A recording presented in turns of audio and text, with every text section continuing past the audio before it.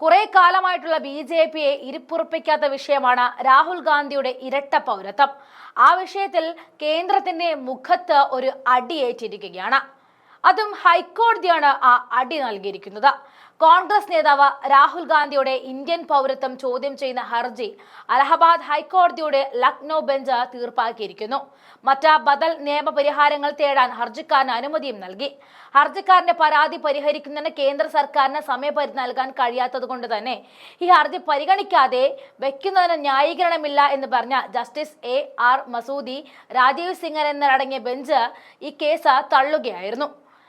കർണാടകയിൽ നിന്നുമുള്ള ബി.ജെ.പി പ്രവർത്തകനായ എസ് വിഘ്നേഷ് ശശിധരനോട് മറ്റ് ബദൽ നിയമപരമായ പരിഹാരങ്ങൾ സ്വീകരിക്കാൻ അദ്ദേഹത്തിന് സ്വാതന്ത്ര്യമുണ്ടെന്നും കോടതി പറഞ്ഞു.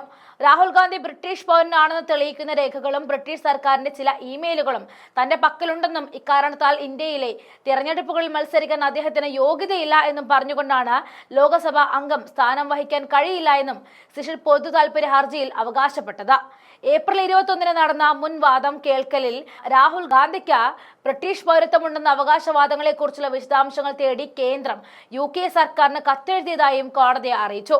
ബ്രിട്ടീഷ് പൗരത്വമുണ്ടെന്ന അവകാശത്തിന്റെ പേരിൽ 2024 ലോക്സഭാ തെരഞ്ഞെടുപ്പ് റദ്ദാക്കണമെന്നാവശ്യപ്പെട്ട് ലോക്സഭയിലെ പ്രതിപക്ഷ നേതാവിനെതിരെ ഹർജിക്കാരൻ സമർപ്പിച്ച ഹർജിയുടെ ഫലം സമർപ്പിക്കാൻ മെയ് 5 വരെ ബെഞ്ച് കേന്ദ്ര സർക്കാരിന് സമയം അനുവദിച്ചിരുന്നു. രാഹുൽ ഗാന്ധിയുടെ ഇരട്ട പൗരത്വം സംബന്ധിച്ച 2 തവണ ബന്ധപ്പെട്ട അധികാരികൾക്ക് പരാതി നൽകിയെങ്കിലും അവർ യാതൊരു നടപടിയും സ്വീകരിച്ചില്ല എന്നും നേരത്തെ തന്നെ ഹർജിക്കാരൻ കോടതി അറിയിച്ചിരുന്നു.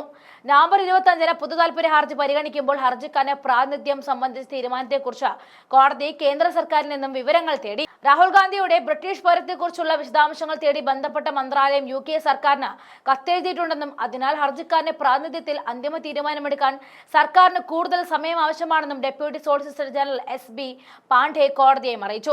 ഇതിനു മുൻപ് രാഹുൽ ഗാന്ധിയുടെ ഇരട്ട പൗരത്വം വഹിക്കുന്ന പരാതിയിൽ കേന്ദ്ര ആഭ്യന്തര മന്ത്രാലയത്തിന് അലഹബാദ് ഹൈക്കോടതി നോട്ടീസ് അയച്ചിരുന്നു. രാഹുൽ ഗാന്ധിയുടെ ഇരട്ട പൗരത്വത്തെക്കുറിച്ച് ആരോപിച്ചുള്ള പൊതു താൽപര്യ ഹർജി കഴിഞ്ഞ വർഷം ജൂലൈയിലാണ് ഫയൽ ചെയ്തത്. ഇന്ത്യൻ പൗരന്മാർക്ക് മാത്രമേ പാർലമെന്റ് തെരഞ്ഞെടുപ്പിൽ മത്സരിക്കാൻ കഴിയൂ എന്നതിനാൽ രാഹുൽ ഗാന്ധിയുടെ ഇന്ത്യൻ പൗരത്വം റദ്ദാക്കണമെന്നും ലോക്സഭയിൽ നിന്നും അയോഗ്യനാക്കണമെന്നുമായിരുന്നു ശിശിർ ഹർജിയിൽ പറഞ്ഞിരിക്കുന്നത്. രാഹുൽ ഗാന്ധി ഇന്ത്യൻ ബ്രിട്ടീഷ് പൗരത്വം വഹിക്കുന്നുണ്ടെന്ന വാദത്തിന് പിന്തുണ നൽകുന്ന ഇമെയിലുകൾ അടങ്ങിയ രേഖകൾ തന്റെ പക്കലുണ്ടെന്ന് ഹർജിക്കാരൻ അവകാശപ്പെട്ടു. കേന്ദ്ര ആഭ്യന്തര മന്ത്രാലയം ഉൾപ്പെടെ ബന്ധപ്പെട്ട അധികാരികളെ പരാതിയുമായി സമീപിച്ചുവെങ്കിലും കാര്യമായ ഫലമുണ്ടായില്ല എന്നും ശിശിർ ഹർജിയിൽ പറയുന്നുണ്ട്. രാഹുൽ ഗാന്ധി പൗരത്വ നിയമങ്ങൾ ലംഘിച്ചു എന്ന് ആരോപിച്ചുള്ള പരാതി സർക്കാർ അധികാരികൾ അവഗണിച്ചതിനാൽ അവസാന ശ്രമ നിലയിലായിരുന്നു പൊതു താൽപര്യ ഹർജി ഫയൽ ചെയ്തതെന്നും അദ്ദേഹം പറഞ്ഞു.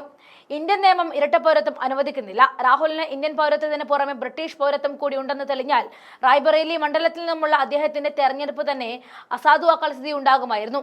അവിടെയാണ് രാഹുലിന് കാവലൊരുക്കി കോടതി എത്തിയത്.